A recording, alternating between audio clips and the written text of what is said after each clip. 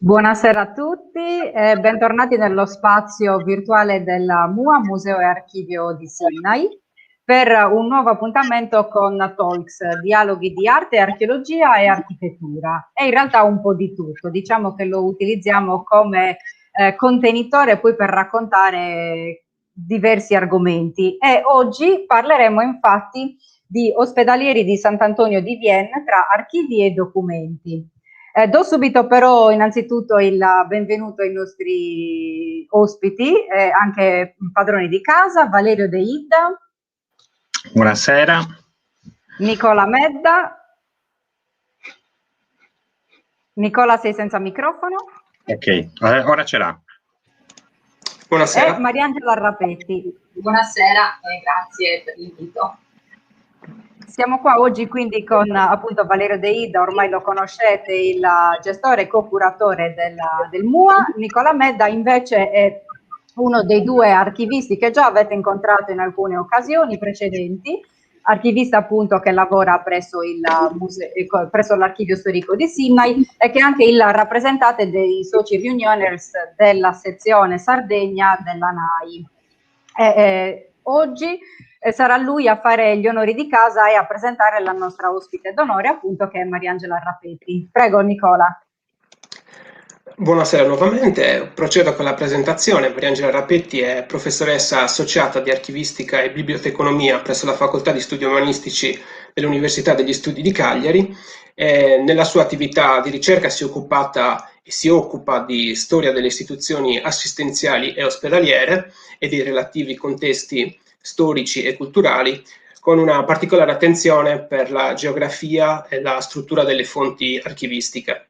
È stata inoltre impegnata in vari progetti di ricerca incentrati sulla valorizzazione e lo studio del patrimonio documentario dell'Archivio Storico dell'Università di Cagliari, sia con contributi di carattere specificamente storico, quindi di ricostruzione della storia dell'università, sia con lavori più di tecnica archivistica. È autrice di numerose pubblicazioni accademiche e di monografie che rientrano negli ambiti che abbiamo citato, oltre al volume incentrato sul tema di cui ci occuperemo questa sera, quindi l'espansione degli ospedalieri di Sant'Antonio di Vienne nel Mediterraneo occidentale fra XIII e XVI secolo. Vorrei ricordare l'inventario della sezione prima dell'Archivio Storico dell'Università di Cagliari, un volume curato assieme alla collega Eleonora Todde, edito da Cleup in una collana specificamente dedicata agli strumenti di corredo archivistico, e il volume Source pour une histoire médiévale du mal de vivre. Vorrei ricordare la partecipazione della professoressa Rapetti a due progetti recenti. Il primo è una opera legata alle celebrazioni per i 400 anni dell'Ateneo Cagliaritano, che ha avuto anche un esito editoriale con il recente volume L'Università di Cagliari e i suoi rettori, curato dalla professoressa Rapetti assieme a Gianluca Scropu ed Eleonora Todde, e la partecipazione di Mariangela Rapetti anche a un progetto di ambito non locale ma nazionale, incentrato sulla ricostruzione delle origini delle politiche sociali e assistenziali nella cultura occidentale, un progetto che in parte tocca anche il tema di cui ci occuperemo questa sera, che è stato coordinato dalla professoressa Giovanna Piccini, che ha avuto una grande eco negli studi storici recenti per la sua portata e per la sua capacità di inquadrare dei temi anche molto vicini al nostro vivere quotidiano, che connotano un po' la nostra contemporaneità. Grazie Nicola per la presentazione. Io direi di partire subito con l'argomento di oggi, quindi inizio subito, Mariangela, intanto ringraziandoti per aver accolto il nostro invito. Per noi la tematica storica, archivistica in generale è, soprattutto negli ultimi tempi, è molto importante, quindi stiamo cercando di fare un lavoro di divulgazione, in merito sia alla materia archivistica, ma anche in generale a tutto ciò che è storia, che è arte, che è archeologia. Quindi partirei subito con la prima domanda per introdurre poi appunto l'argomento di oggi. La domanda che ti faccio io è: chi sono gli antoniani e perché appunto hai deciso di approfondire il loro legame con l'isola? E poi unisco a questa domanda quali erano le attività di questo ordine e in generale appunto di che cosa si occupavano esattamente. Grazie. Grazie a voi, Valerio, Isabella e Nicola. Allora, io ho preparato dei PowerPoint, una presentazione, chiedo a Valerio di condividerla, grazie.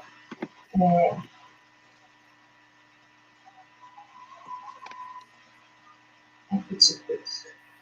Allora, chi sono stati gli antoniani, i canonici antoniani di Vienne? Sono stati degli ospedalieri che si sono diffusi in tutta Europa e hanno avuto anche un discreto successo, un discreto potere, diciamo così, dal XII secolo fino poi a una caduta avvenuta durante l'età moderna. Come ordine si è disciolto nella seconda metà del Settecento. Nel 1776 se n'è decretata la fine. Come nella tradizione medievale, anche questo ordine canonicale nasce da una confraternita laica, quindi non viene riconosciuto da subito dal Papa, ma viene riconosciuto solo a seguito di una crescita di importanza e fama. Cerco di essere sintetica, devo dire anche che la nascita dell'ordine è abbastanza, come dire, condita di aspetti leggendari, aspetti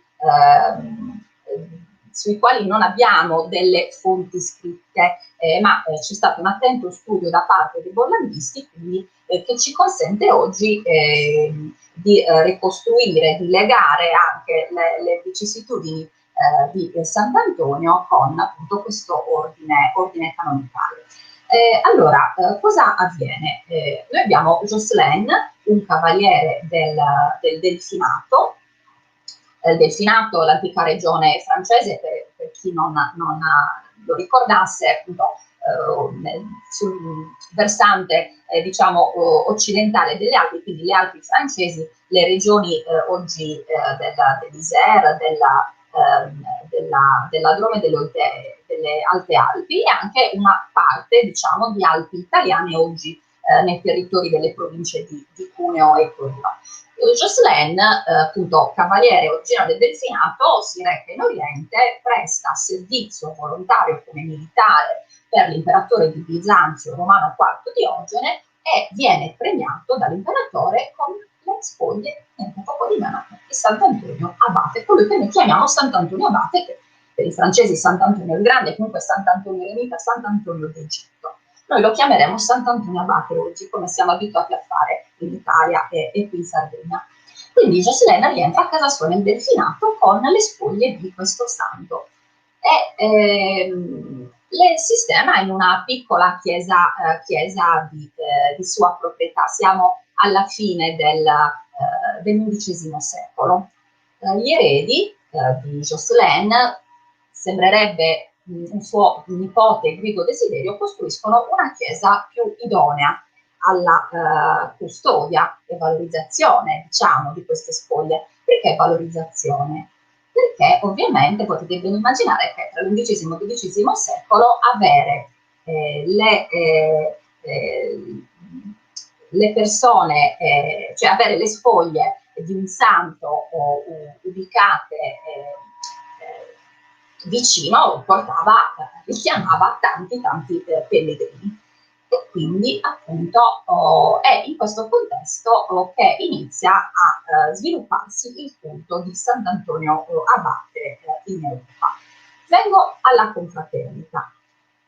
Nel momento in cui arrivano le spoglie di Sant'Antonio Abate, si diffondono in Europa centrale vari focolai di un'epidemia di malattia della pelle, sulla quale però tornerò dopo. questa epidemia, questa malattia colpisce anche un altro nobile del Delfinato, Guérin de la Valois.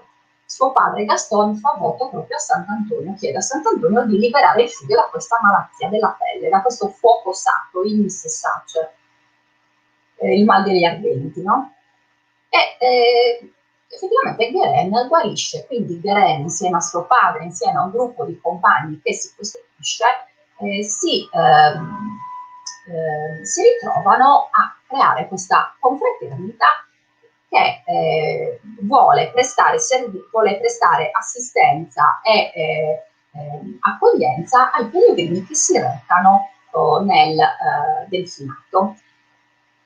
La confraternita cresce in fretta, riceve molte donazioni da parte dei pellegrini che appunto si recano presso la chiesa, si costruisce una domus elemosinaria destinata quindi appunto ad accogliere i pellegrini, e la fama del santo, così come la fama di questa confraternita di cavalieri del santo, cresce notevolmente, quindi questi antoniani iniziano a essere invitati qua e là da vescovi e autorità per gestire ospedali e luoghi sacri intitolati a Sant'Antonio Abate. Quindi gli antoniani sconfinano,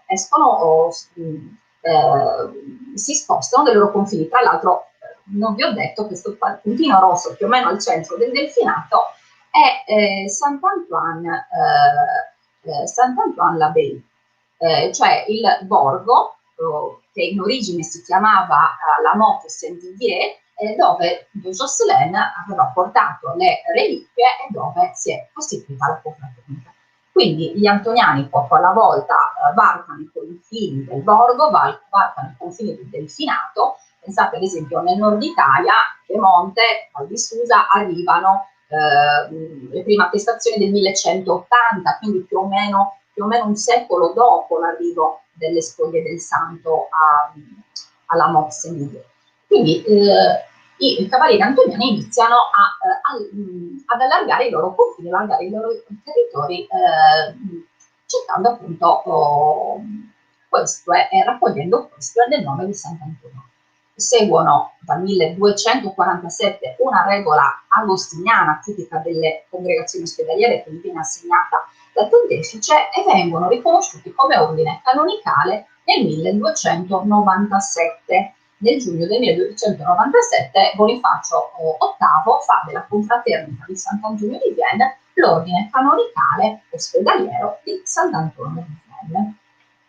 1297, che tra l'altro è anche l'anno nel quale, nel mese di aprile, Bonifacio VIII aveva creato il Regnum Sardegna e Corsica, dando la famosa licenza invadenti a Giacomo d'Aragona. Questa è solo una coincidenza, cioè lo stesso pontefice, diciamo, che ha determinato due storie grandi, importantissime, che in alcuni momenti si sono, come dire, incrociate. A più riprese si sono incrociate. Cercheremo oggi un po' di vedere perché e come.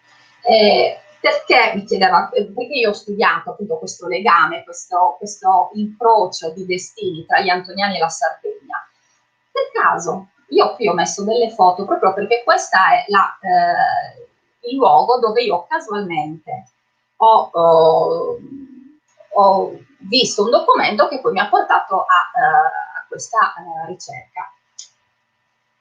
Questi sono gli archivi dipartimentali del Bocche del Rodano a Marsiglia. Io nel maggio del 2011 sono stata insieme alla professoressa Tasca, con la quale collaboravo, proprio agli archivi delle Bocche del Rodano per fare una ricerca d'archivio, tra l'altro anche ben organizzata, quindi con una tabella di marcia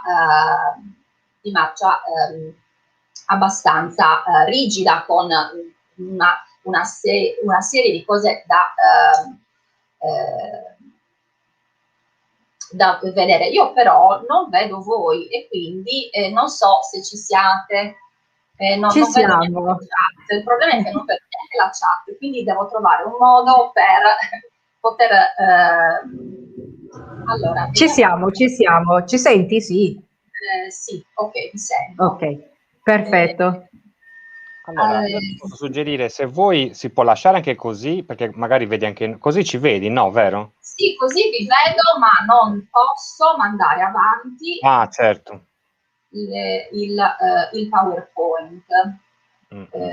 Quindi, aspetta, se io vi riduco, mi dispiace per questo inconveniente. È il bello della diretta, come si dice. Sì, ma infatti. Allora, se io faccio così, voi vedete solo il PowerPoint? Sì, noi comunque vediamo sempre solo il PowerPoint, quindi puoi farlo piccolo quanto vuoi. Ok, quindi se voi vedete solo il PowerPoint, io così riesco ad avere voi, a tenere il collegamento con voi e allo stesso tempo mandare avanti il PowerPoint. Ne approfitterei a questo punto per fare un attimo una pausa e per far presente poi alle persone che ci stanno seguendo, questo mi sono dimenticata di dirlo all'inizio, che hanno la possibilità di comunicare con noi, fare delle domande, parlare, insomma, darci anche dei feedback o direttamente commentando sotto la diretta, quindi attraverso un post su Facebook, Twitch e YouTube, oppure semplicemente scrivendoci un messaggino WhatsApp al 371 4692 018. Così insomma abbiamo dato anche le coordinate. Allora, io ti farei la prossima domanda, perché hai iniziato giustamente a parlare dell'archivio e della casualità poi di questo tuo, dell'inizio, diciamo, il fuoco che poi ha portato a questa tua bellissima ricerca, tra l'altro. E quindi vorrei chiederti in che modo hai articolato questo studio e poi quali sono gli archivi che hai consultato e quali le fonti che sono state fondamentali ovviamente per portare avanti questo studio. E poi più in generale, secondo me può essere interessante anche per le persone che ci stanno seguendo e che possono essere interessate ad entrare in archivio e a capire quali sono le potenzialità di un archivio, in che modo si possa progettare, quindi pensare una ricerca e poi portare avanti appunto un lavoro come questo che tu ci stai presentando. Sì, allora riprendo il discorso, rispondo alla tua domanda riprendendo il filo del discorso proprio sulla casualità. Io appunto, vi dicevo, sono andata lì per studiare altro, per vedere altra documentazione.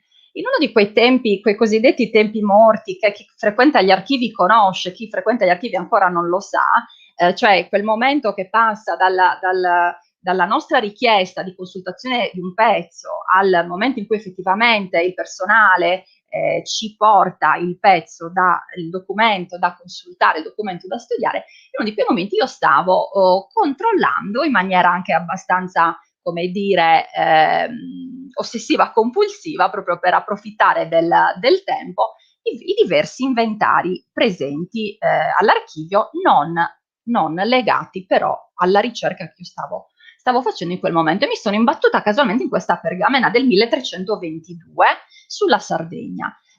Ovviamente l'abbiamo richiesta, le mani che vedete qui sono proprio quelle della professoressa Tasca e di suo marito che ci ha accompagnato in quell'occasione per fare la ricerca, che mi hanno aiutato. La pergamena, come vedete, è abbastanza grande, l'hanno stesa in maniera tale che potessi fotografarla per intero.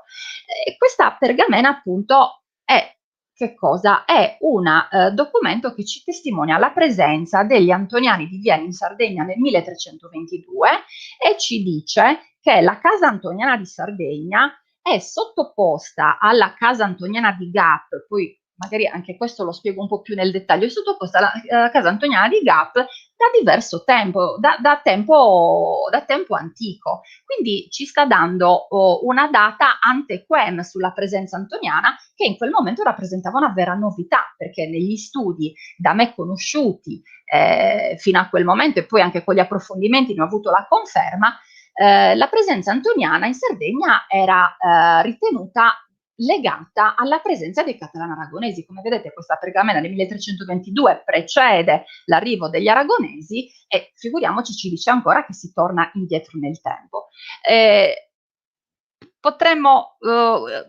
Potrei dire, usando un eufemismo, scoperta. In realtà non era una scoperta, perché l'inventario che vedete qui sotto era pubblicato nel 1966. Semplicemente nessuno l'aveva notato, o nessun interessato alla Sardegna lo aveva notato, perché per riuscire a individuare questo documento, cercando la Sardegna, cercando gli antoniani, avremmo dovuto conoscere già tutta la storia antoniana.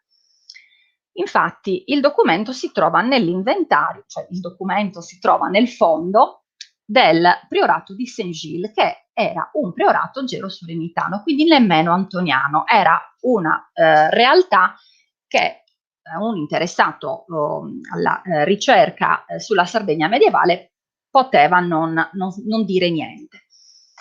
E quindi da questa casualità sono poi andata avanti con le ricerche. Qui ho delle slide, però forse della malattia del fuoco di Sant'Antonio ne parliamo dopo, allora vado avanti veloce qui sulla ricerca.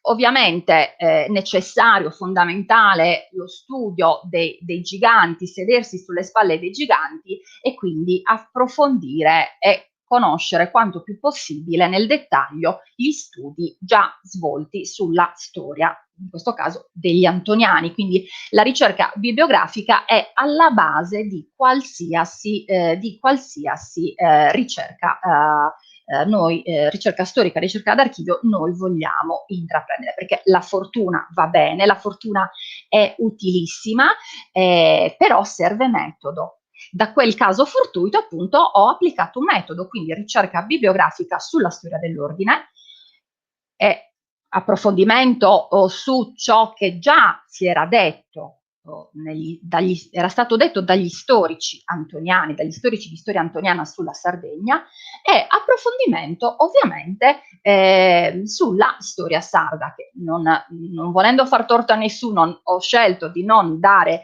come nella slide precedente, tanti piccoli frontispizi, tante piccole copertine. Ho preferito un'immagine simbolica che penso un po' a tutti richiami l'interesse appunto per la storia della Sardegna e in particolare, anche per quanto mi riguarda, la storia di Cagliari, cioè le due immagini che si ritrovano le due incisioni che si ritrovano nella Chorografia Universalis del Münster, realizzate in accompagnamento appunto alla storia di Sardegna di Sigismondo Archer. Quindi conoscenza, studio bibliografico. Da lì poi è stato possibile individuare le piste archivistiche da seguire. Alcune erano palesi, alcune erano chiare, ben evidenti, altre invece si sono presentate poco alla volta, mentre appunto si svolgeva l'indagine. L'ordine antoniano, vi dicevo, è finito, si è chiuso, si è disciolto nel 1776. In quel momento gli archivi antoniani hanno subito una dispersione importante. Questo perché il destino delle ultime case antoniane rimaste è cambiato a seconda dei territori, a seconda dei regni nei quali queste case erano ubicate. Ad esempio, in Francia le proprietà antoniane sono state incamerate dall'Ordine di Malta. L'Ordine di Malta però ha avuto 2 decenni circa di vita in più rispetto agli antoniani, perché poi è stato soppresso e i suoi beni sono stati incamerati dallo Stato francese. Sono stati creati gli archivi dipartimentali e quindi sulla base geografica i documenti sono stati conservati dagli archivi dipartimentali. E perché preciso la base geografica? Perché questo fatto ha portato dei trasferimenti che naturalmente, se si segue il vincolo archivistico, non dovrebbero verificarsi, che oggi non si verificherebbero, però allora si verificarono. La casa madre antoniana si trovava nell'Isère, appunto a Saint-Antoine-l'Abbaye. Quando fu l'ordine incamerato dall'Ordine di Malta, fu incamerato dalla Lingua d'Alvernia. La Lingua d'Alvernia aveva come capitale capoluogo Lione. Nel momento in cui l'Ordine di Malta viene chiuso, i beni vengono incamerati dallo Stato, le proprietà dell'Ordine di Malta nella lingua d'Alvernia vengono portate a Lione, quindi gli archivi vanno agli archivi dipartimentali di Lione. E qui abbiamo la maggior parte della documentazione della casa madre. Una parte invece, che dovrebbe stare insieme a questa, non si trova a Lione, ma si trova a Grenoble, dove? Nel dipartimento dell'Isère, quindi quel luogo che geograficamente appartiene alla casa madre. E per quanto riguarda invece la pergamena trovata per caso e il fondo dell'Ordine di Malta, quella era una pergamena conservata non dalla casa madre, ma conservata dalla casa di Gap, quella appunto dalla quale la Sardegna dipendeva, e quindi siccome Gap si trovava nel territorio che poi, cioè Gap si trovava nel territorio della comanderia di Saint-Gilles, che una volta soppressa ha visto i suoi documenti andare a Marsiglia, anche i documenti di Gap che sono passati prima a Saint-Gilles sono poi arrivati a Marsiglia, quindi appunto questa dislocazione che è possibile seguire, che è possibile ricostruire solo se noi abbiamo però una conoscenza chiara di quella che è la storia dell'ordine, ma soprattutto il processo di chiusura dell'ordine, quindi la storia istituzionale, che è fondamentale. Lo diceva Bonaini, Nicola lo sa bene, quando un ricercatore entra in un archivio cerca le istituzioni, ha bisogno di riferirsi alle storie istituzionali per poter condurre la sua ricerca, quindi questo è stato ovviamente fondamentale. Esaminati gli archivi antoniani, ho poi esaminato anche i nostri archivi, i nostri nel senso italiani, sardi, ovviamente l'archivio di Stato di Cagliari, ma dalle ricerche ho l'archivio storico comunale di Cagliari, l'archivio storico diocesano, ma le ricerche appunto mi davano poi mi suggerivano di recarmi anche in altri archivi, ad esempio all'archivio segreto Vaticano, oggi archivio apostolico Vaticano.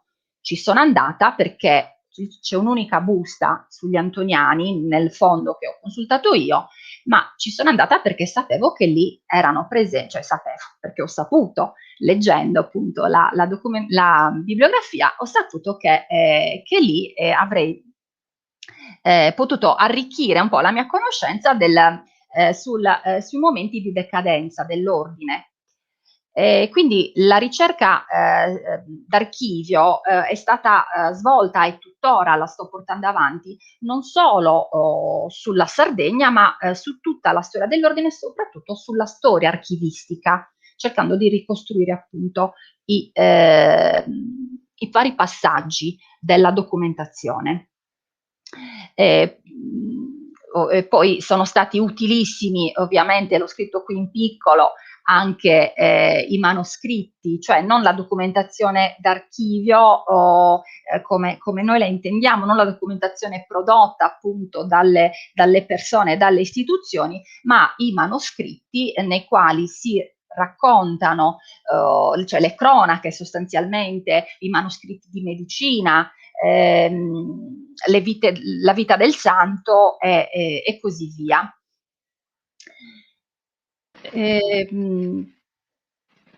Questi sono alcuni documenti, tra i documenti che ho esaminato, cioè più che altro alcuni nel senso tipologie, ecco, questa pergamena redatta da un notaio, è un contratto, un appalto, qui ho un cartolario, qui ho un inventario dei titoli e qui proprio un inventario dei titoli, cioè dell'inventario delle proprietà, scusate, e qui un inventario d'archivio, mentre qui in basso a destra la pagina di un registro della Cancelleria della Corona d'Aragona, perché ovviamente anche questo importante archivio è stato fondamentale soprattutto per studiare i rapporti tra i sovrani aragonesi e gli antoniani in Sardegna nello specifico.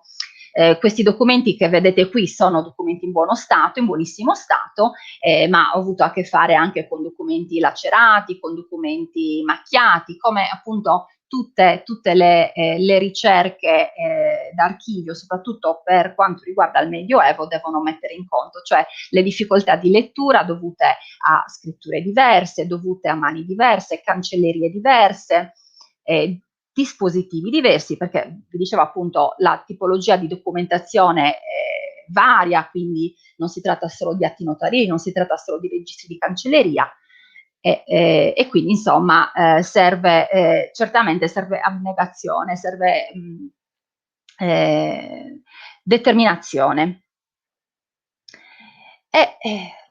Sempre per quanto riguarda i documenti, pur facendo un lavoro sul Medioevo, è stato fondamentale vedere anche, quando ho potuto, la documentazione prodotta dagli storici o dagli studiosi, insomma, del passato. Qui io ho scelto volutamente un'immagine confusa, cioè un fascicolo che a un certo punto a metà aveva, all'inizio interno aveva tanti piccoli foglietti. Qui vedete GAP con un punto interrogativo. Qui penso lo vediate, Mystère Saint-Antoine GAP. Questi appunti sono di Victor Adviel, uno studioso ottocentesco che aveva tra l'altro in animo la voglia di ricostituire l'ordine antoniano. E su GAP Adviel ha avuto difficoltà nella ricerca. E perché? Cioè, quali possono essere le difficoltà nella ricerca, oltre appunto ai documenti danneggiati, i documenti che non si individuano, i documenti perduti, i documenti di mano con scrittura difficile. Ecco, scrittura difficile. La scrittura difficile porta a una difficile lettura porta errori di lettura. Questo primo frammento è tratto da quel cartolare di GAP che nell'immagine precedente era in basso a sinistra. Questa è la prima menzione, cioè la menzione più antica che ho individuato sugli antoniani in Sardegna, risale al 1286, quando quindi gli antoniani non erano ancora un ordine canonicale, ma erano una confraternita laica. In questo cartolare si riporta il regesto di un documento nel quale l'arcivescovo di Arborea dona alla casa antoniana di Gap dice domo seu cappella di Santo Antonio. Questa è un'attestazione della presenza della chiesa di Sant'Antonio a Oristano, ecco, no, scusate, arcivescovo di Arborea, chiesa o cappella di Sant'Antonio di Oristano, no? Quindi de Arestanis. Questa attestazione retrodata, cioè data effettivamente la presenza antoniana, e retrodata anche la chiesa di Sant'Antonio di Oristano, la chiesa antica, anche l'ospedale che si conosceva grazie al testamento di Ugone e grazie ai parlamenti di al Parlamento di Pietro Cerimonioso del 1355 si conosceva l'esistenza dell'ospedale di Sant'Antonio di Oristano, però questo documento questo regesto presente nel cartolare ci consente appunto di datarlo. E ora vengo agli errori di lettura. In quest'altra immagine, qui cerchiato in rosso, voi vedete, forse devo spostare leggermente, vedete qui Santi Antoni de Mestarani, cioè la lettura di questa parola o forse di un altro documento, forse chissà l'originale o forse un'altra trascrizione, ha portato per il 6-700, questa è una memoria settecentesca che è conservata a Lione, quindi si è tramandata questa informazione con un errore di lettura che poi si ritrova a causa, penso, di questa memoria e di un'altra che riporta la stessa interpretazione del toponimo. Questo è stato riportato in una storia della precettoria di Gap. nella storia della precitoria di Gap c'è scritto che nel 1286 gli antoniani ricevono una chiesa di Sant'Antonio in una sconosciuta località chiamata Mestarani. Quindi anche lo storico antoniano che si è dedicato a una ricerca d'archivio sui fondi di Lione non ha individuato questa informazione. Di conseguenza gli storici sardi che hanno letto gli storici antoniani non hanno trovato l'informazione su Oristano. E quali sono le informazioni sulla presenza antoniana? Questa cartina riporta i nomi di 5 città regie. Queste città regie Martini le dava come sedi di case antoniane in Sardegna. Però fatto salvo il caso di Cagliari, non ha dato informazioni d'archivio su documenti antoniani. Posso fare una domanda Sì. sul tema delle fonti che abbiamo appena toccato? Sì. Dunque, molto spesso i soggetti ecclesiastici sono tra i corpi sociali del passato che hanno lasciato gli archivi di maggiore consistenza e spesso anche in migliore stato di conservazione. Questo ha certamente agevolato la conoscenza di tali soggetti rispetto invece ad altre componenti della società che non producevano documentazione o non la conservavano e quindi non hanno lasciato una traccia di sé. Ecco, a me sembra dalla lettura del libro che tu abbia sottolineato in più punti che la storia delle fonti nel complesso sull'ordine di Sant'Antonio sia una storia di dispersioni, di lacune e anche di errori poi interpretativi da parte degli storici, come dicevi poco fa. Quindi un po' una storia in parte invertita, che forse ha avuto 2 esiti, mi sembra di intuire. Da un lato la sottovalutazione della storia dell'ordine, almeno per quanto riguarda la storia sarda, e poi per certi aspetti anche appunto un ritardo complessivo negli studi. Quindi sulla base delle tue ricerche si può esprimere una valutazione sul peso, sull'influenza dell'ordine in Sardegna? Sì, allora io ci provo, poi ovviamente è un discorso che ancora merita di essere approfondito e sul quale spero che si possa dialogare anche tutti insieme. Allora, l'impatto, l'influenza antoniana sulla Sardegna.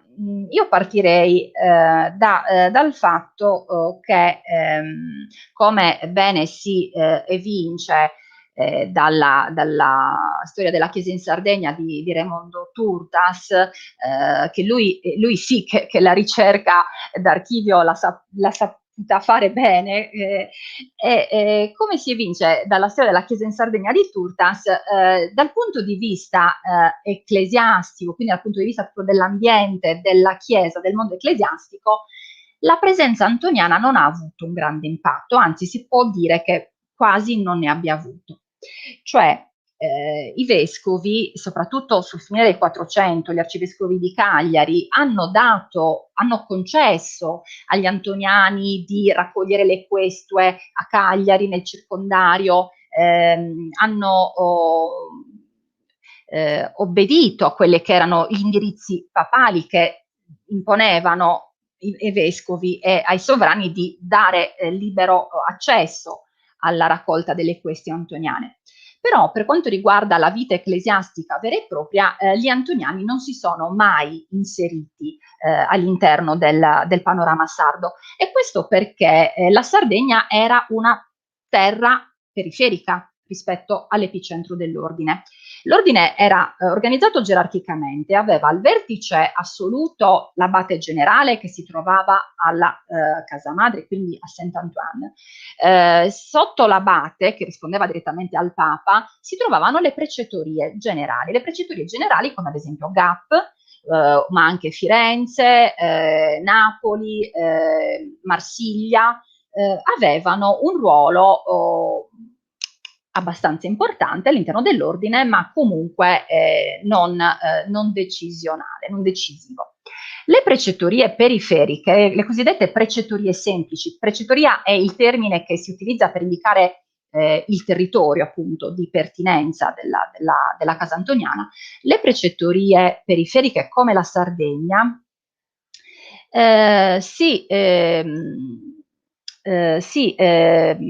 vedono, cioè sono, come dire, sto cercando un termine adeguato, perché per come ho impostato il discorso, forse quelli che mi vengono in mente non sono adatti. Allora, cosa avviene per le precettorie semplici? Queste si ritrovano ad essere semplicemente un terreno di produzione economica, ecco, un terreno di raccolta questue, un terreno di acquisizione di proprietà, eventualmente tramite lasciti, tramite testamenti, e poi di affitti e quindi acquisizioni di rendite. Queste rendite, queste rendite, dalla precettoria semplice passavano alla precettoria generale, che a sua volta le girava alla casa madre. Questo era il tipo di rapporto che gli antoniani avevano con i territori periferici, quindi è per questo che dal punto di vista delle gerarchie ecclesiastiche, della vita ecclesiastica, gli antoniani nelle precettorie periferiche come la Sardegna non si insediano, cioè non li troviamo nelle cattedrali, non li troviamo come vescovi, ma li troviamo come vescovi ad esempio nelle precettorie generali. Troviamo ad esempio un vescovo di Torino che è un antoniano. Per quanto riguarda invece gli aspetti della vita sociale e culturale sarda, gli antoniani hanno lasciato tracce, e come le hanno lasciate in tutti i territori nei quali sono stati, sia come precettoria semplice che come precettoria generale, cioè in tutti i territori dove gli antoniani si sono mossi raccogliendo le questue.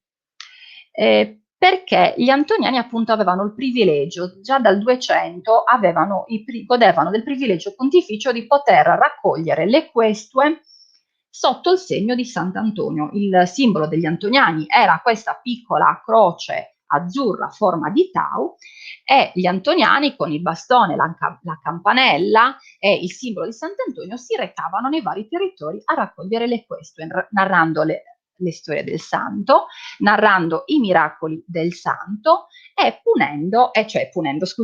raccontando come invece il santo avrebbe punito con il fuoco, e poi spero di riuscire a tornare sulla malattia, punire con il fuoco coloro i quali non avrebbero provveduto appunto a elargire generose offerte ai confratelli antoniani.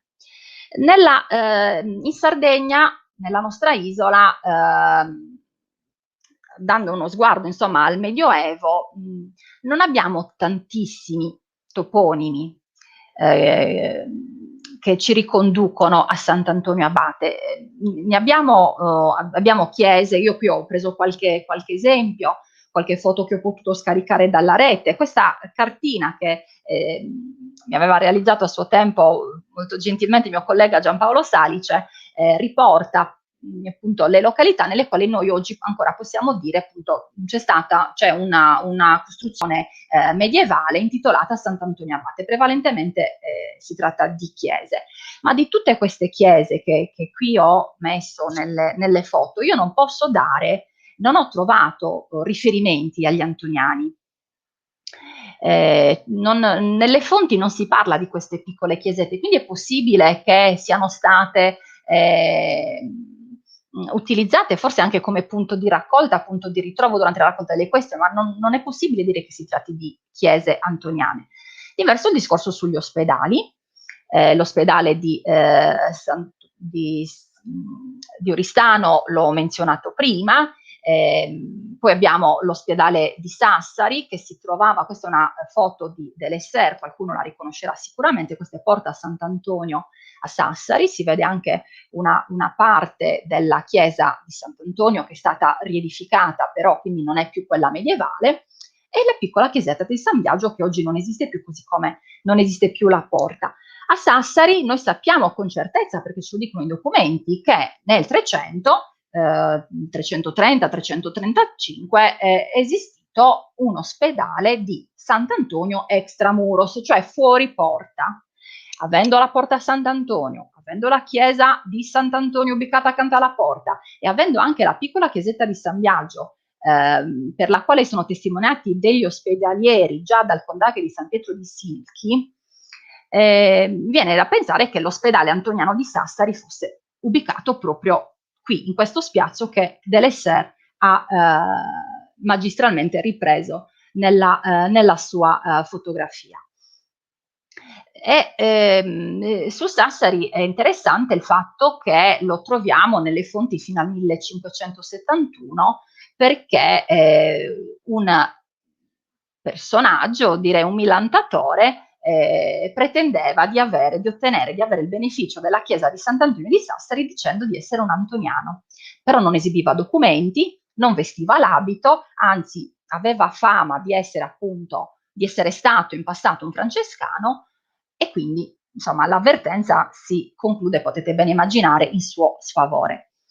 Però nella toponomastica sassarese è rimasta comunque la porta Sant'Antonio, che oggi non esiste più, che poi è l'uscita dalla città verso Porto Torres, quindi anche a pochi chilometri dalla chiesetta romanica di Sant'Antonio di Noviu, che abbiamo visto nella slide precedente. Nel caso dell'ospedale di Cagliari, qui gli antoniani, diciamo, si sono fatti più sentire, anzi sono stati, alla fine sono stati poi cacciati via perché i consiglieri della città volevano riappropriarsi dell'ospedale e si sono rivolti al Papa lamentando il cattivo stato in cui versava l'ospedale cagliaritano, proprio perché gli antoniani si disinteressavano dell'attività assistenziale e si dedicavano soprattutto alla raccolta delle questio e all'amministrazione delle proprietà delle rendite, in maniera tale da poter inviare alla casa madre le raccolte, queste raccolte, le ricchezze raccolte. Brevemente, non essendo io una storica dell'arte, vorrei dire che di Sant'Antonio da noi rimane soprattutto l'iconografia che noi conosciamo, cioè il bastone, il tau, la campanella, ma anche il maialino e il fuoco, sono delle iconografie legate al culto di Sant'Antonio così come veniva diffuso dai canonici antoniani durante la raccolta delle questue. E ancora, questa è la statua di Sant'Antonio abate della chiesa, Sant'Antonio abate, studiata recentemente da Aldo Pillittu, è una statua marmorea, però Pillittu ci spiega era stata coperta con delle tinte. Questo è il trittico dei libri, che a Sassari al centro abbiamo Sant'Antonio. E ancora il fuoco. Il fuoco noi tradizionalmente facciamo iniziare il carnevale, anche a Sinnai, so che appunto festeggiate il falò con le maschere, io qui ho messo una foto di Mamoiada, ma il falò di Sant'Antonio è festeggiato in tutte le località o quasi tutte le località italiane dove appunto gli antoniani hanno operato. E poi ancora la benedizione degli animali e le leggende sul maialino. Noi abbiamo questo bellissimo racconto in Sardegna, penso che lo conoscano tutti, di Sant'Antonio che ruba il fuoco al diavolo grazie alla ferula e grazie alla complicità del maialino, che Italo Calvino ha voluto e potuto raccontare a tutta Italia nella sua raccolta di fiabe italiane. La benedizione degli animali, questo ritorniamo di nuovo sull'aspetto ecclesiastico, l'aspetto cristiano, benedizione degli animali che ci accomuna con tutte le località appunto dove gli antoniani hanno diffuso il culto. E tra l'altro molti, non lo so se molti, però sicuramente a Ranverso ci sono degli affreschi medievali nei quali appunto vengono raffigurati gli animali, oltre al maialino anche altri animali, proprio perché Sant'Antonio era riconosciuto dagli antoniani come protettore degli animali. Allora, io vedo che ci sono anche delle domande. Io tendo poi, come vi avevo accennato, se poi prendo il là non mi fermo. Io spero che sia chiaro, insomma, io spero di aver risposto bene alla domanda di Nicola con queste Sì, ne approfitto per fare un passo in avanti in una Sì. direzione che è già stata sfiorata in questa risposta. Hai parlato di un profilo, diciamo, economico della presenza dell'ordine in Sardegna. Invece ora ti stavi spostando sull'aspetto culturale, quindi la cultura popolare e poi l'ingresso di certe idee, di certe rappresentazioni, fisionomie e iconografie nella cultura e nel pensiero comune. Ora, io vorrei fare una domanda che mi rendo conto un po' più ampia. Lo studio delle istituzioni assistenziali ed ecclesiastiche, che contributo ci può dare nel ricostruire una società del passato, soprattutto pensando a dei periodi in cui gli stati, dal punto di vista dell'assistenza, parlo dell'autorità pubblica, erano molto leggeri, quindi magari non hanno lasciato delle tracce documentarie o delle informazioni. Con lo studio degli ordini assistenziali o delle istituzioni ospedaliere può aiutarci a colmare delle lacune, a capire meglio la società di quei periodi? Assolutamente sì, anzi, tu all'inizio hai citato il progetto PRIN, cioè progetto di rilevante interesse nazionale, coordinato da Gabriella Piccini, che si è concluso proprio all'inizio dell'anno scorso, all'inizio del 2020. Studiare gli ospedali e gli ospedalieri medievali, che sono due cose collegate, ma per tanti aspetti, come anche avrete intuito, ho detto gli ospedalieri antoniani non si curavano dell'ospedale, si curavano dell'economia. Sono aspetti legati, ma non necessariamente coincidenti, insomma. Ci aiuta moltissimo a conoscere la storia della società tardomedievale, prima età moderna, e ci aiuta anche a capire di più il presente. È un discorso che meriterebbe, anzi ve lo suggerisco, un talk tutto per lui. Però noi dobbiamo tenere presente sicuramente una cosa: negli ultimi secoli del Medioevo la società, intendendo con società i singoli individui, gli amministratori, gli ecclesiastici e i laici,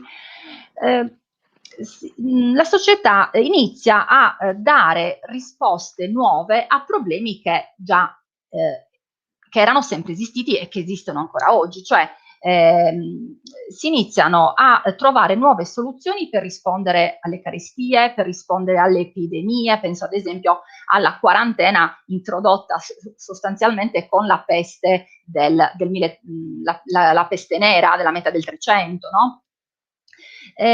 Sono delle novità, ma penso anche, adesso ragionando sulle opere pie in generale, oltre che sull'assistenza, penso ai monti di pietà, ai banchi, alle doti per le orfane, per le povere, insomma, la società inizia a rispondere diversamente alle crisi, diversamente ai problemi. E quindi conoscere queste risposte che vengono date dalle diverse categorie coinvolte ci aiuta a meglio comprendere la società, e soprattutto perché non si focalizza solo sull'aspetto sanitario o l'aspetto bancario, ma ci fa vedere proprio come da quel problema le diverse forze in campo dialogano di economia, di politica e di tutti quegli aspetti appunto che caratterizzano una società che si evolve.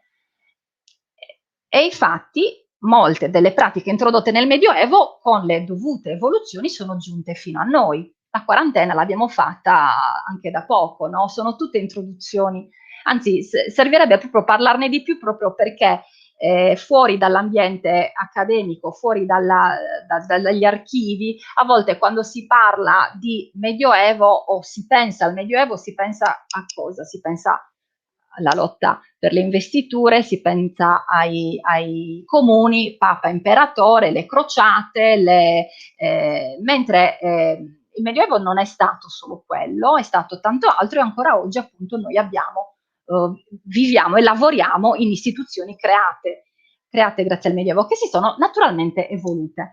E gli antoniani però non si evolvono. Gli antoniani perché crollano? Perché non si evolvono, non si adeguano, non quando la società decide di far confluire tutte le ricchezze, la società, penso una città ad esempio, i governanti di una città decidono di far confluire tutte le ricchezze destinate all'assistenza in un'unica struttura ospedaliera, in modo da ottimizzare anche la risposta alla domanda di assistenza, gli antoniani si tirano indietro. Gli antoniani preferiscono avere le loro piccole realtà e avere i lasciti dati da chi va a ricoverarsi nelle loro strutture.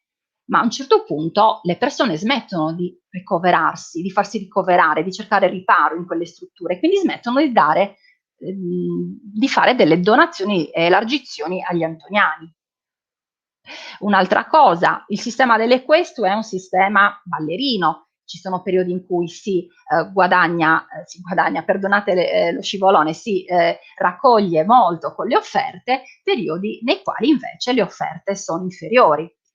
Invece investire in altre fonti di reddito, in altre modalità, fa sì che poi una struttura assistenziale possa portarsi avanti nel tempo. Quindi gli antoniani, diciamo, pagano proprio il prezzo di essere troppo ancorati ai loro privilegi e alle loro abitudini e non si evolvono come invece si evolve il resto della società. Quindi sono tutti aspetti concatenati che non è possibile studiare a compartimenti stagni. È necessario avere il quadro della situazione, e sono aspetti molto interessanti proprio per gli studiosi di economia, di storia della Chiesa, di rapporti tra i governi.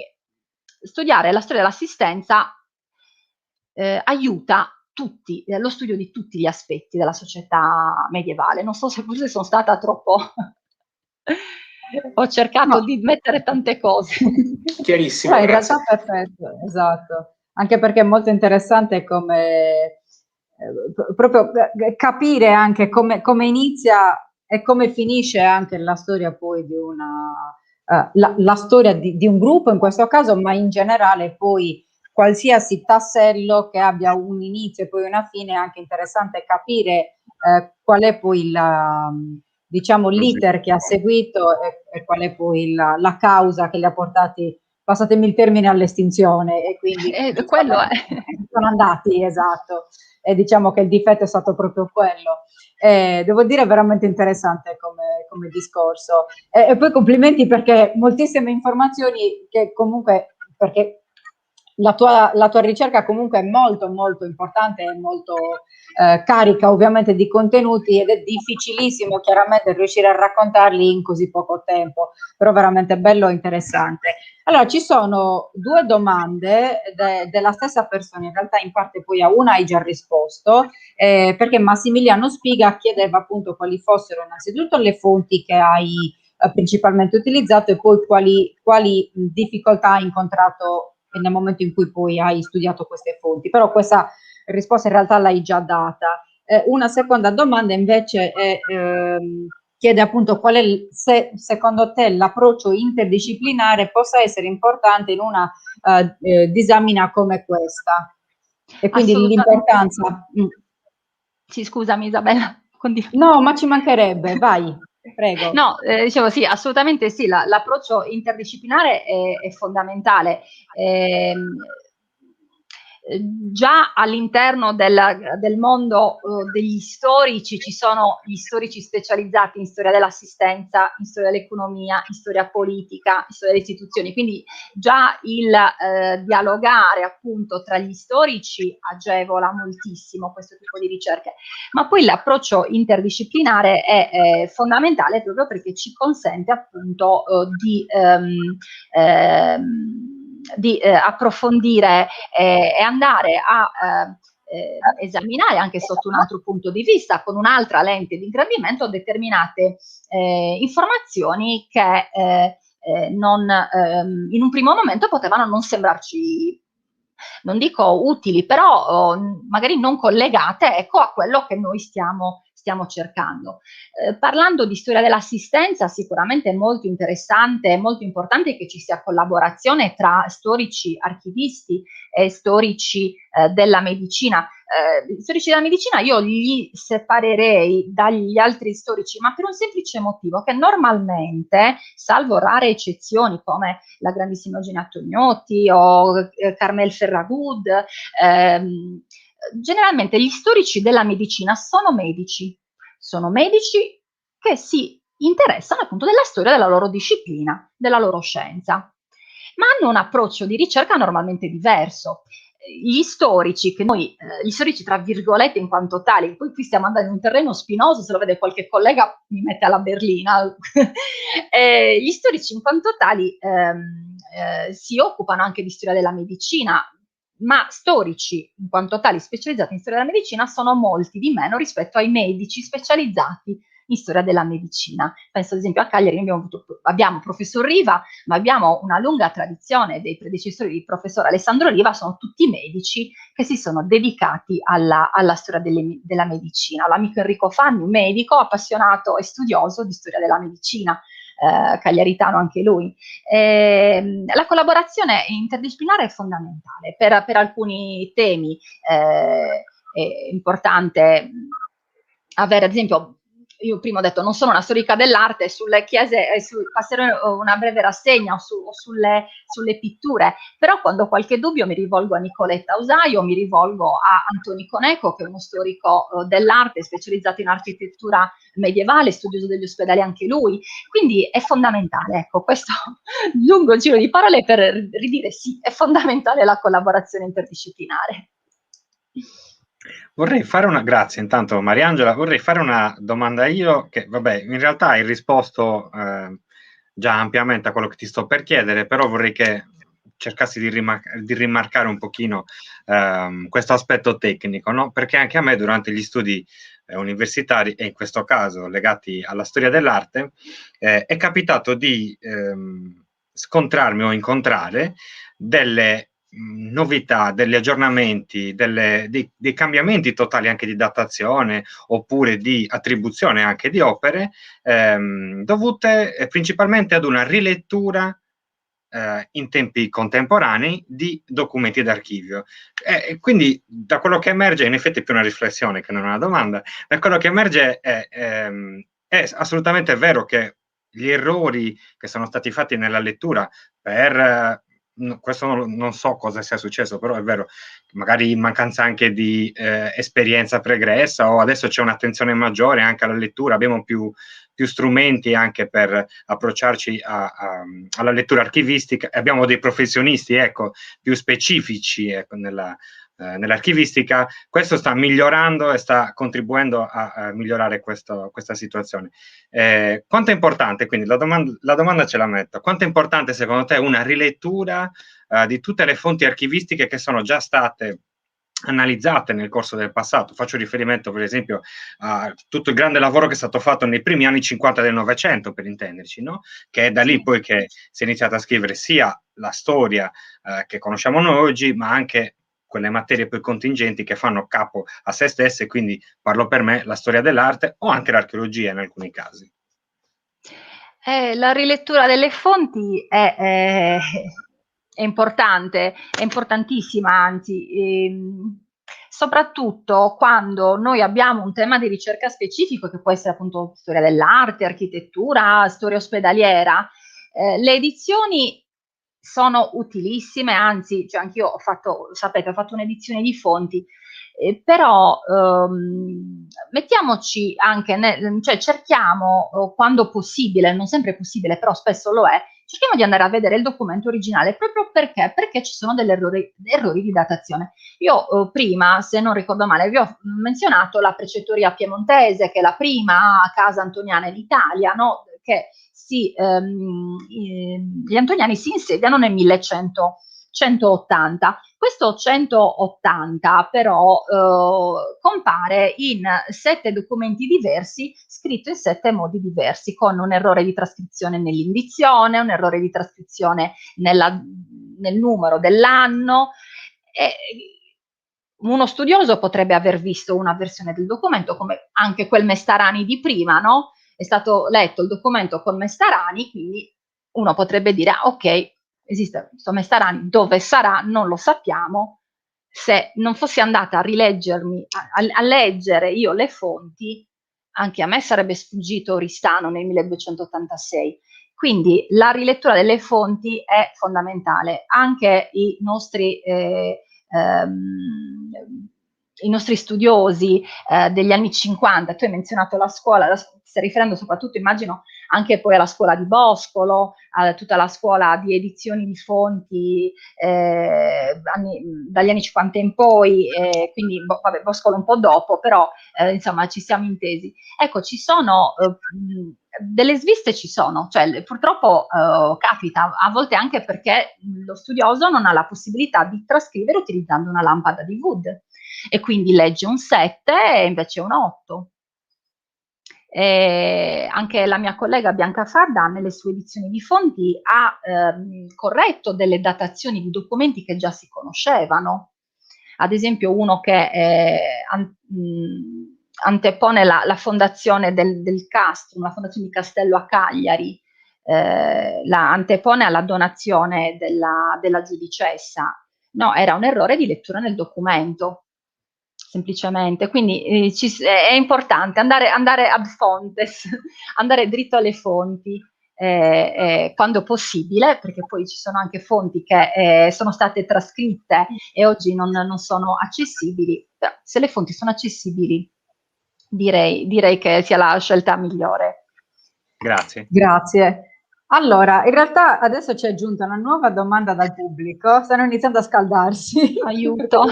Io te la leggo esattamente come è scritta, d'accordo? La sto leggendo anche io adesso. Allora, buonasera e complimenti a tutti. Vorrei chiedere a Mariangela se nelle altre precettorie periferiche, oltre alla Sardegna, si sono stabilite connessioni tra la presenza degli antoniani e la presenza di chiese già intitolate a Sant'Antonio, o se si conoscono casi di reintitolazioni di chiese a Sant'Antonio dovute Isa? Abbiamo perso Isabella. Finisco di leggere io la domanda. Sì, perché stavo seguendo, però poi... Abbiamo perso, sicuramente c'è un problema di linea perché lei è in museo. Allora, era arrivata a reintitolazioni di chiese a Sant'Antonio dovute all'inserimento di questo ordine. Quindi l'ho messa anche in sovraimpressione, così. Sì, allora, ecco, sì, allora intanto grazie, ciao Luca, che conosco bene, mi fa piacere sapere che mi stai seguendo, che ci stai seguendo. Allora, sì, allora, gli antoniani normalmente venivano invitati, venivano affidate chiese intitolate a Sant'Antonio, oppure loro stessi ne riedificavano di nuove dedicate al santo. Io non so se posso, se mi permettete di tornare indietro con le mie slide. Io avevo preparato anche, poi non c'è stato il tempo, non so se riusciamo a ritagliare qualche minuto, sulle attività degli antoniani, avevo preparato qualche dettaglio in più e mi fa piacere a questo punto, vista la domanda, tornare indietro su questa parte. Ok, forse devo rimpicciolire leggermente. Ok, questa è la chiesa di Sant'Antonio di Ranverso, quella che ho nominato prima, che è stata creata, è stata costruita dagli antoniani e come vedete anche insomma in uno stile gradevole, ecco, un tardo gotico. All'interno è stata fatta affrescare dagli stessi antoniani da Giacherio. Questa qui sotto invece è l'interno della chiesa del Tau di Pistoia, una chiesa che è stata anche questa tenuta dagli antoniani per diverso tempo, dagli antoniani toscani. C'è una comunità di antoniani che si è stabilita a Pistoia e ha fatto realizzare gli affreschi, il ciclo della vita del santo. Diciamo che la presenza degli antoniani nelle chiese intitolate, nelle chiese medievali e negli ospedali medievali intitolati a Sant'Antonio non è una certezza, cioè nel senso ci sono testimonianze che ci fanno asserire con certezza che gli antoniani sono stati titolari di quella chiesa o di quell'ospedale o di una determinata struttura intitolata a Sant'Antonio. Ci sono però altre realtà dove l'intitolazione a Sant'Antonio non è legata alla presenza antoniana. Ad esempio, proprio a Pistoia c'erano anche un oratorio di Sant'Antonio e una confraternita intitolata a Sant'Antonio. Nessuno dei due aveva niente a che vedere con la chiesa del Tau, che invece era officiata dagli antoniani. Un altro caso, un altro esempio che mi viene in mente, a Genova, Sant'Antonio di Pre non era un ospedale antoniano, era un ospedale affidato a un'altra comunità, sempre religiosa e sempre francese, proveniente dall'area di Marsiglia. Gli antoniani hanno cercato di impossessarsi di quell'ospedale, non ci sono riusciti, hanno cercato quindi di edificarne uno nuovo intitolandolo lo stesso a Sant'Antonio, sono stati costretti a demolirlo. Cercavano di avere l'esclusiva sul nome e sul santo, ma ovviamente non era possibile. Tra l'altro questo discorso si lega molto anche a quello delle reliquie, perché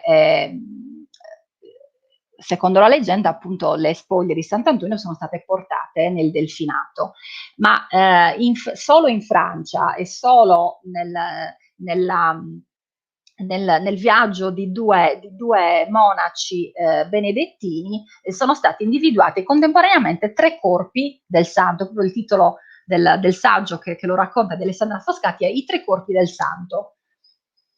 Gli antoniani non erano neanche gli unici ad avere le spoglie di Sant'Antonio. Quindi il discorso qui, anziché sintetizzarsi, si sta ampliando verso nuovi rivoli, verso nuovi argomenti. Anche noi a Cagliari abbiamo il cranio di Sant'Antonio, la chiesa di Sant'Antonio Abate, se ci pensiamo, che è stato donato dal Visconte di Flumini Maggiore nel Settecento. Non so se ho risposto. Allora, sulle reintitolazioni, ecco Luca, sulle reintitolazioni, ora come ora non mi viene in mente, nulla di... allora, sicuramente ce ne sono state perché ne ho ricordo, però adesso non riesco a farti degli esempi, ecco, degli esempi specifici.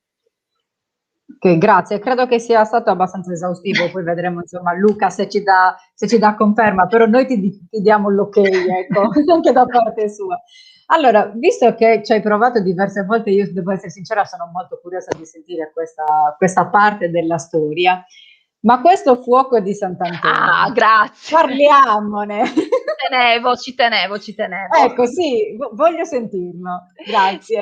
Sì, ma più che altro perché qui si tratta di fare quella, come dire, di disambiguare, ecco, perché fuoco di Sant'Antonio tutti ne parlano, però poi, allora, ecco qui quando, insomma, sulle attività dei santi avevo anche scelto qualche pittura, appunto. Vi ho parlato di questa malattia che si diffonde contemporaneamente all'arrivo del santo. È una malattia della pelle, è una malattia che porta la cancrena, che porta il bruciore, porta anche delle vescicole e anche molto spesso il rischio di amputazione degli arti o autoappuntazione, cioè caduta degli arti. Questa è la malattia che ci raccontano le cronache, che chiamano appunto fuoco sacro. Noi oggi conosciamo il fuoco di Sant'Antonio, ma il fuoco di Sant'Antonio, così come noi lo intendiamo oggi, è l'herpes zoster, cioè una malattia data dallo risvegliarsi dal risveglio, scusate, del herpes, del varicella virus rimasto latente, che per un motivo dovuto a stress o altra malattia si risveglia appunto e crea questa malattia, sfocia in questa malattia questi dolori atroci, dolori molto forti. Questo è appunto il fuoco di Sant'Antonio oggi. Ma che cos'era il fuoco di Sant'Antonio nel Medioevo? In realtà il fuoco di Sant'Antonio nel Medioevo, e ce lo dimostrano anche gli attenti studi che ha fatto Alessandra Foscati a proposito di interdisciplinarità, lei si è interessata soprattutto agli antoniani per studiare il fuoco di Sant'Antonio e il culto di Sant'Antonio. Nelle pitture viene raffigurato quasi subito. Questo è tardo quattrocentesco, questa è la pala dell'altare di Isenheim in Germania, che è stata un'importante precettoria antoniana tedesca, e lì gli antoniani hanno hanno incaricato Matthias Grünewald di eseguire una pala d'altare, e questa che voi vedete è la pala chiusa. Voi immaginatela aperta, immaginate quindi altre 4 facciate con le vite del santo. In questo angolo, qui ho riportato ingrandito, appunto abbiamo la rappresentazione di una persona colpita da malattia di Sant'Antonio, fuoco di Sant'Antonio. Fuoco di Sant'Antonio che è presente anche nei trattati chirurgici del Trecento, insomma, viene definito così. E nei trattati appunto è descritto come una malattia urente, una malattia della pelle, e nei casi più gravi si suggerisce l'amputazione degli arti. E questo quadro conservato al Louvre più tardo ci mostra appunto alcune persone, alcuni individui che hanno subito l'amputazione degli arti, che potrebbe essere appunto ricollegato a questa immagine dei malati di fuoco di Sant'Antonio. Fuoco di Sant'Antonio che in realtà non indicava una malattia specifica, piuttosto tutte quelle malattie che avevano un sintomo, avevano una sintomatologia simile, quindi questa cancrena, questo bruciore, questi dolori. Questo è il trittico delle tentazioni di Sant'Antonio di Bosch, che conoscerete, penso, tutti. Nella sua rappresentazione onirica delle tentazioni di Sant'Antonio, il pittore ha incluso anche un mendicante che presenta alla mercé dei passanti il suo piede amputato, appunto dovuto, supponiamo, all'amputazione dovuta alla malattia del fuoco. E veniamo adesso a diciamo più o meno alla creazione di un falso storico. Leggerete, avrete letto diverse volte, insomma, che il fuoco di Sant'Antonio del passato non è l'herpes zoster che noi conosciamo, ma era l'ergotismo. Che cos'è l'ergotismo? L'ergotismo è una infiammazione, una malattia data dal consumo di segale cornuta. Questa che vedete qui è una spiga di segale, questa escrescenza nera è il corno, appunto, dato dalla contaminazione di un fungo, la Claviceps purpurea, che colpisce la segale negli ambienti molto umidi. Queste che vedete infatti sono la segale sana una volta che è trattata, e questa è la segale cornuta una volta che le spighe sono state pulite. Come vedete i grani sono mescolati ai corni. Il consumo di questa segale scaturisce questa malattia che nel Settecento è stata appunto definita ergotismo. Questo è il Traité du siècle ergoté di Ritz, il medico di Montpellier, che oltre a illustrare appunto questa malattia è andato a fare una ricerca. Lui e anche altri studiosi dopo di lui sono andati a comparare, a studiare le fonti, le cronache che narrano delle epidemie del passato, e hanno pensato e hanno individuato in queste descrizioni di episodi focolai di fuoco di Sant'Antonio, hanno individuato l'ergotismo. In realtà non è esattamente così, cioè sicuramente ci sono stati casi di ergotismo, ma in realtà non si trattava solo ed esclusivamente di ergotismo.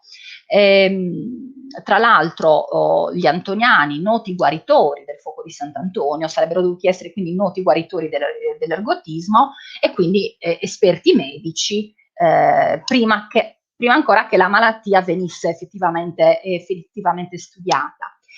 Diciamo che ha giocato, ecco, altra cosa, gli ospedali di Sant'Antonio, gli ospedalieri di Sant'Antonio erano presenti anche in località appunto come la Sardegna, ad esempio, ma come anche il sud d'Italia, dove l'ambiente secco non favorisce lo svilupparsi della segale cornuta, quindi anche la presenza di malati di ergotismo in alcune località raggiunte dagli antoniani è un'ipotesi abbastanza debole.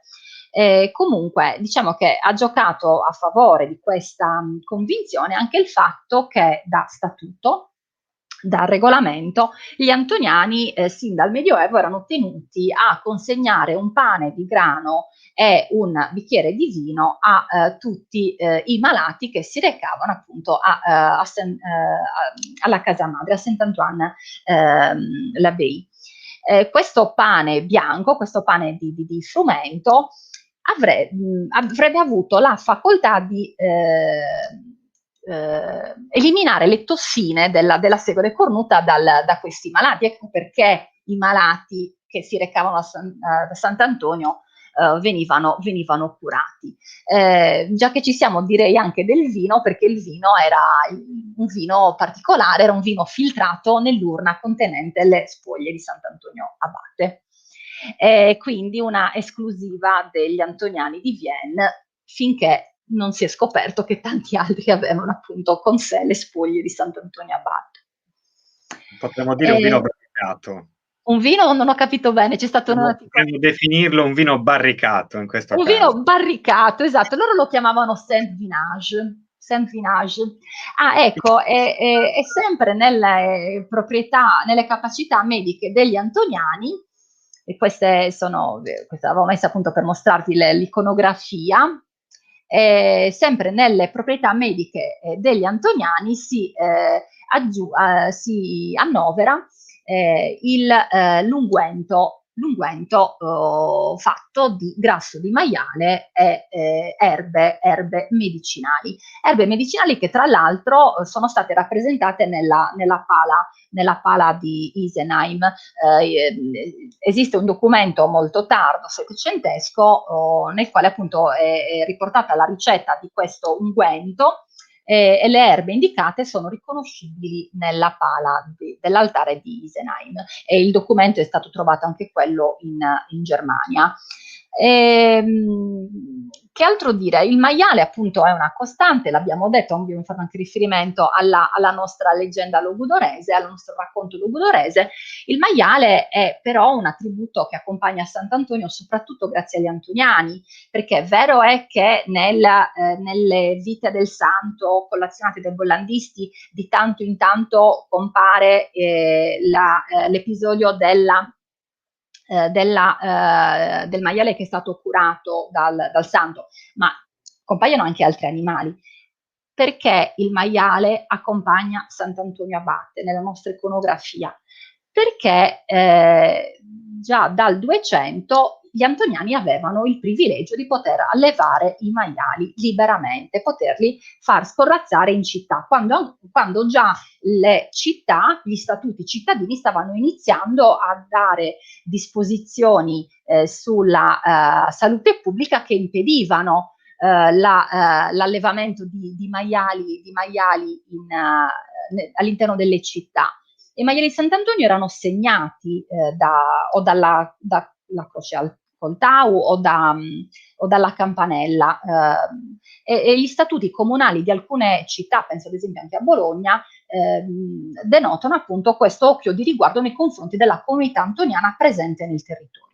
E tra l'altro anche altri documenti ci raccontano di questi porcellini di Sant'Antonio, porcellini degli antoniani. Se ne lamenta Petrarca nelle sue lettere, sono presenti in alcune novelle, nel 300 novelle di Sacchetti. Se non sbaglio è proprio lui che racconta che Giotto viene fatto ruzzolare da un gruppo di maialini che gli taglia la strada. E quindi per questo appunto la presenza del maialino a quale noi siamo ormai abituati. Vediamo il maialino e sappiamo che la statua è di Sant'Antonio, anche se non vediamo gli altri attributi. Chiudo, giuro che è l'ultima cosa che dico. Questa altra miniatura tratta dal Decameron, che rappresenta Frate Cipolla. Ora io non lo so se voi vi ricordiate, ma Frate Cipolla, Boccaccio ci dice che è un antoniano un frate di Sant'Antonio che raccoglie le questue imbrogliando le persone, dicendo di avere la piuma dell'Arcangelo Gabriele. E poi volevo dire un'altra cosa, in realtà, che mi è venuta in mente, ho detto non era l'ultima, adesso è l'ultima, ma mi è sfuggita. Sì, ecco, no, è legata a questo però. L'espressione ciarlatano, adesso lo chiedo io a voi, da cosa deriva? Io passerei la risposta a Nicola. Oppure chiedo aiuto al pubblico. Beh, immagino da ciarla, ora non conosco esattamente l'etimologia, però sicuramente da ciarla, cioè dall'imbonire con la facoltà di parola. Esatto, però gli antoniani, nell'Italia centrale soprattutto, erano, oltre a usare la ciarla appunto per poter raccogliere le questue, erano soliti affittare le questue, cioè pagare qualcuno per raccogliere le questue al posto loro, e questo qualcuno veniva quasi sempre da Cerreto vicino a Spoleto. Quindi i cerretani erano i questuanti antoniani, cerretani che molto spesso venivano chiamati però ciarlatani, proprio perché imbonivano le persone. L'espressione che noi usiamo ciarlatano è legata anche questa alla storia degli antoniani, sostanzialmente. Io giuro, basta. Nicola, volevi fare una riflessione, una domanda tu? No, solo una piccola considerazione partendo da un punto che tu hai sollevato e di cui parlavi con Mariangela, la questione della rilettura dei contesti storici e anche delle fonti. Ora, nel caso della rilettura di contesti, anche di carattere artistico, io credo che l'esempio di cui parliamo oggi sia quasi perfetto, perché io ho avuto esperienza di storici dell'arte che in sede congressuale hanno citato le ricerche di Mariangela perché erano state in grado di consentire datazioni più precise, di rivedere la cornice storica in cui si collocavano delle tendenze artistiche. Quindi è un esempio abbastanza puntuale da questo punto di vista. Per quanto riguarda invece la rilettura delle fonti sul piano materiale, quindi con gli strumenti della paleografia e della diplomatica, credo si possa soltanto concordare con quel che diceva Mariangela, è certamente necessaria perché molto spesso le letture del passato erano caratterizzate da piccole sviste o anche grandi sviste, non perché ci fosse imperizia da parte di chi leggeva prima, ma perché la scienza del documento è progredita e quindi, come in tutte le discipline, oggi si è in grado di realizzare delle analisi più precise, correggendo, emendando le edizioni del passato o addirittura individuando dei falsi in documenti che invece un tempo erano considerati autentici o genuini. Assolutamente sì, grazie Nicola. Allora io ringrazio chiaramente te Nicola, ringrazio anche Mariangela per l'affascinante racconto relativo agli ospedalieri. Io li ho conosciuti, cioè in realtà qualcosa la conoscevo, devo essere sincero, però non così in maniera approfondita, e non conoscevo quelle sfaccettature appunto che hai poi sollevato oggi e che ci hai raccontato. Quindi grazie mille per aver accolto il nostro invito per la seconda volta, oggi lo dico, ma io ci tengo particolarmente, e grazie anche a Isabella per aver gestito insieme a me e a Nicola questo talk. Ci tengo semplicemente a ricordarvi 2 appuntamenti per la settimana prossima prima di chiudere. Il primo, visto che l'hai anche citata, giovedì 13 alle ore 17 abbiamo la presentazione del volume San Julián de los Prados di Nicoletta Usai. Lo faremo chiaramente a distanza perché rimaniamo in arancione, questo ci tengo a sottolinearlo.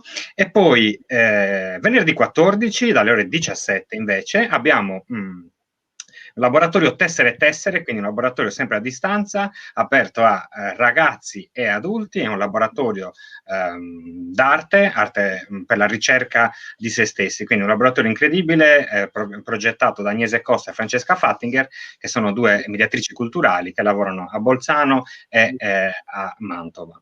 Basta, non abbiamo altre attività forse per la prossima settimana. Il TG MUA, che ogni martedì, esatto, il TG MUA ogni martedì alle 19:45 5 è l'appuntamento delle news del museo, quindi diamo news positive e non negative, basta. Quindi grazie ancora a tutti, Grazie a voi. a chi ha deciso anche di seguirci e di fare le domande. Quindi buona serata. Grazie. Grazie a tutti e grazie a Mariangela e a Nicola. Grazie e buona serata. Grazie a voi, buona serata.